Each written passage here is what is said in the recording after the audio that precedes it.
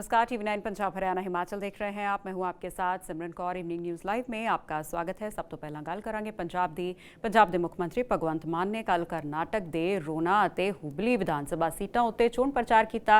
अज भी उन्होंने कर्नाटक विधान सभा चोणां दे मद्देनज़र सूबे दी अथानी विधान सभा सीट उत्ते रोड शो किया ते आम आदमी पार्टी दे उम्मीदवार दे समर्थन च वोट मंगे। उत्थे सूबे च आम आदमी पार्टी दे विरोधी धिर BJP अते कांग्रेस उत्ते निशाना साधदे होए मान ने की कुछ कहा, सुनते हैं। ये चुनाव किसी सरकार बनाने के लिए नहीं है। ये चुनाव आपको सरकार बनाने के लिए का मौका नहीं देगा। इससे पहले बहुत सी सरकारें बनाई आपने, 5 साल उनकी 5 साल उनकी, लेकिन ये चुनाव आम आदमी पार्टी लड़ रही है। तो जहां आम आदमी पार्टी जो है वो इलेक्शन लड़ती है, वहां चुनाव नहीं, वहां किस्मत चमकाने वाला बटन भी EVM मशीन में आता है। झाड़ू का बटन है, झाड़ू का बटन दबाकर जैसे ही झाड़ू का बटन दबाएंगे तो दिल्ली और पंजाब को याद रखना, क्योंकि दिल्ली में अरविंद केजरीवाल जी ने सरकारी स्कूल इतने अच्छे कर दिए कि प्राइवेट स्कूल से निकालकर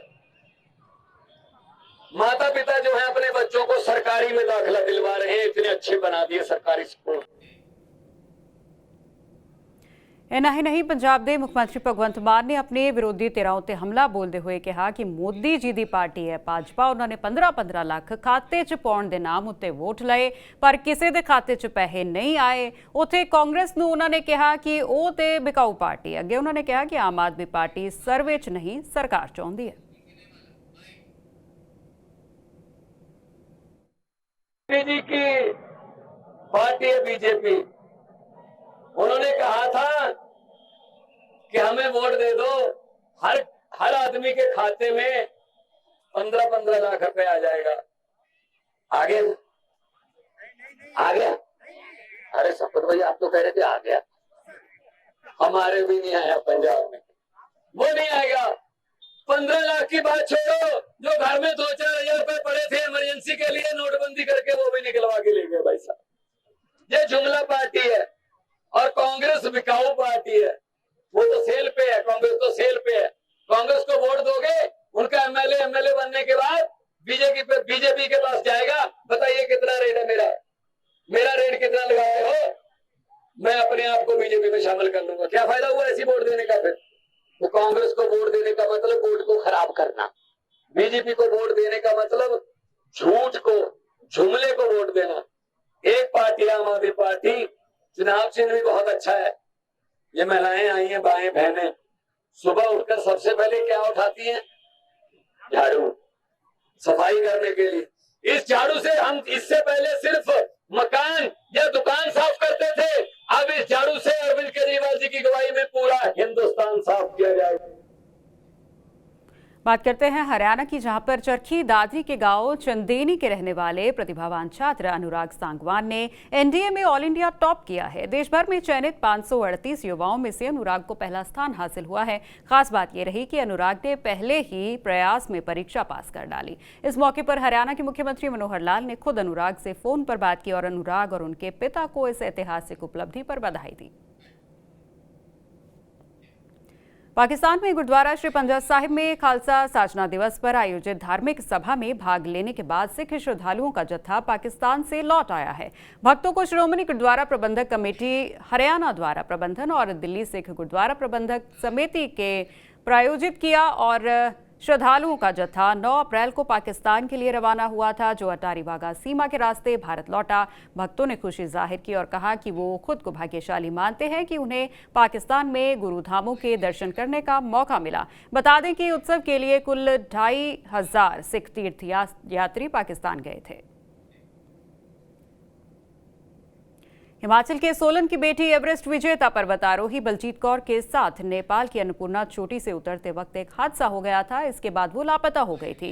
रेस्क्यू टीम ने उन्हें जीवित खोज निकाला है और एयरलिफ्ट करवा लिया है। बलजीत का काठमांडू अस्पताल में इलाज चल रहा है। बलजीत कौर के अभियान टीम की ओर से जानकारी दी गई है कि उनका सफलतापूर्वक रेस्क्यू कर लिया गया है। जानकारी के मुताबिक 28 साल की बलजीत कौर सोमवार शाम करीब 5:15 बजे 2 शेरपा गाइडों के साथ बिना ऑक्सीजन के 8,091 मीटर ऊंची माउंट अन्नपूर्णा चोटी सर करने में कामयाब हो गई थी। वापसी में 7,375 मीटर की ऊंचाई पर माउंट अन्नपूर्णा कैंप 4 के पास उनका रेडियो संपर्क टूट गया था और वो लापता हो गई थी, जिसके कारण उनके परिवारजन चिंतित थे, लेकिन रेस्क्यू टीम ने उन्हें जीवित ढूंढ निकाला।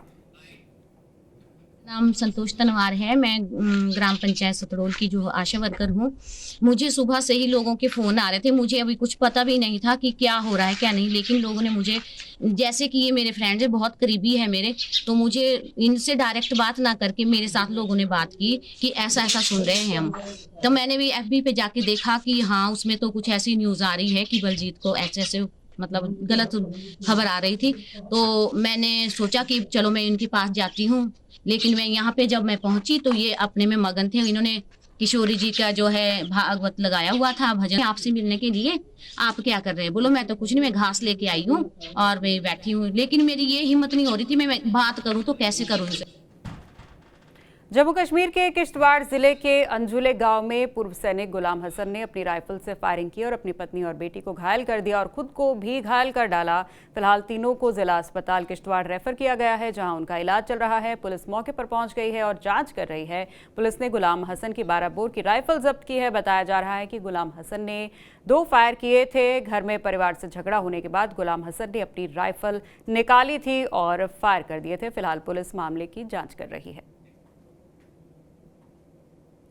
18 व्ययाधियों के भंडारी और कार मरोड़ी के ज्ञाता देव बालक महेश्वर बैसाखी के पावन अवसर पर बजौरा से लाव लश्कर के साथ पार्वती और ब्यास नदी के ऐतिहासिक संगम जिया पहुंचे। संगम स्थल पर पहुंचते ही देव बालक महेश्वर ने श्रद्धालुओं के साथ शाही स्नान किया। देवता को शुभ बेला में देव विधि के साथ कारदार हेतराम गुरराम सिंह आदि ने देव बालक को शाही स्नान करवाया। इस दौरान ढोल नगाड़े के साथ ही लोगों ने भी शाही स्नान किया।